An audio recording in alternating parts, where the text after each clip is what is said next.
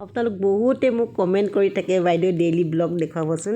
আজি তেনেকুৱা এটা ডেইলি ব্লগ আপোনালোকৰ মাজলৈ লৈ আহিছোঁ। ৰাতিপুৱা শুই উঠি মুখ হাত ধুই প্ৰথমতে মোৰ এয়া কাম বটলত পানী ভৰোৱা। বটলকেইটাত পানী ভৰাই থৈ দিওঁ, লগতে দুটা বটল ফ্ৰিজতো থওঁ। যিহেতু মিস্ত্ৰীয়ে কাম কৰি আছে, সিহঁতে কেতিয়াবা খোজে বাইদেউ ফ্ৰিজৰ পানী অকণমান দিয়কচোন বুলি। সিহঁতৰ কাৰণে এই বটলকেইটা ফ্ৰিজত ভৰাই থৈছোঁ। এতিয়া অকণমান ঠাণ্ডা ঠাণ্ডা পৰিছে, এতিয়া আৰু ফ্ৰিজৰ পানী নালাগে অৱশ্যে। যি কি নহওক, এয়া তাৰপাছতে আহিলোঁ বাথৰুমলৈ কাপোৰখিনি ভিজাই লওঁ বুলি।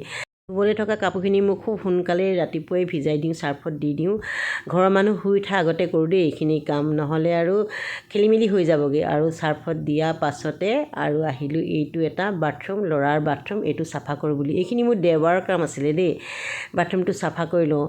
অন্য যিয়ে নহওক লাগে, বাথৰুমবিলাক লেতেৰা হৈ থাকিলে মোৰ বহুত বেছি বেয়া লাগে। আমাৰ কেইবাটাও বাথৰুম যিহেতু একেদিনাখনে কৰিব নোৱাৰি, এয়া যোৱা দেওবাৰে কৰা কাম আছিলে। তাৰ বাথৰুমটো অকণমান চাফা কৰি দিওঁ। সিও মাজে মাজে কৰে, তথাপিতো সি চাফা কৰিলে ইমান যেন মোৰ মনঃপুত নহয়। আৰু লেট্ৰিনটো অকণমান চাফা কৰি দিওঁ বুলি হাৰ্পিকটো দি দিছোঁ। এইখিনিতে আকৌ আপোনালোকক কৈছোঁ, বেয়াকৈ কমেণ্ট নকৰিব দেই।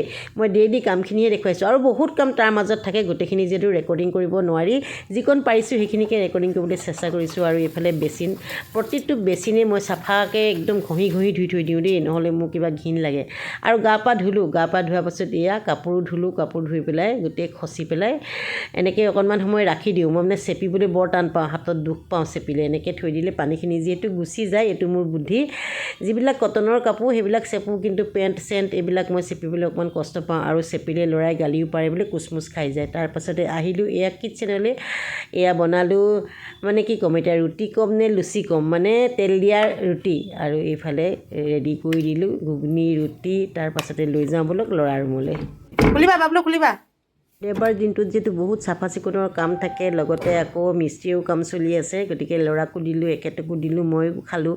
খোৱাৰ পাছতে এয়া পাছবেলা আহিলোঁ ৰাস চাবলৈ। আমাৰ ওচৰতে ওদালবাগত ৰাস চলি আছে। সি মানে খুব জোৰ কৰিলে, গতিকে অকণমান আপোনালোকক ৰাস দেখুৱাম বলক।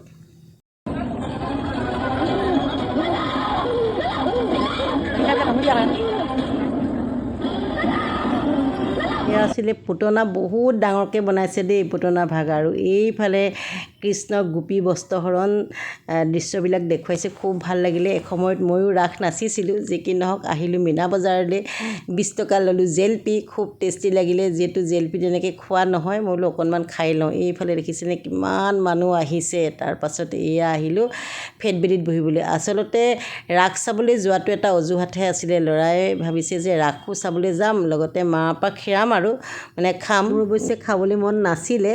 ল'ৰাই কৈ আছে, মা খাব পৰা হৈ থাকোঁতে খাই লোৱা, পাছত বেমাৰ আজাৰ হ'লেতো খাব নোৱাৰিবা। মই বোলো কথাটো নোহোৱা নহয়, বেমাৰ আজাৰ হ'লেতো খাব নোৱাৰিমেই, গতিকে খাই ল'লোঁ আৰু খুব ধুনীয়াকৈ। আপোনালোকে ভিডিঅ'টো ক'ৰ পৰা চাইছে জনাব, আৰু ভিডিঅ'টো চাই কেনেকুৱা লাগিলে সেয়াও জনাব।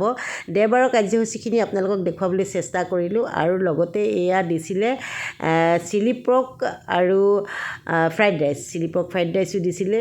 যিহেতু আমি দুটা গৈছিলোঁ, দুখন প্লেট বেলেগ বেলেগ লৈছিলোঁ, দুয়োটাই খুব তৃপ্তিৰে খালোঁ। আৰু আপোনালোককো দেখুৱালোঁ ভিডিঅ'টো, ডেইলি ব্লগ দেখুৱাবলৈ কৈ আছিলে। যদি ভিডিঅ'টো ভাল লাগিছে, লাইক কমেণ্ট আৰু শ্বেয়াৰ কৰিবলৈকে নেপাহৰিব। তেনেহ'লে আজি ভিডিঅ'টো ইমানতে সামৰণি মাৰিছোঁ। ধন্যবাদ, bye bye, love you all.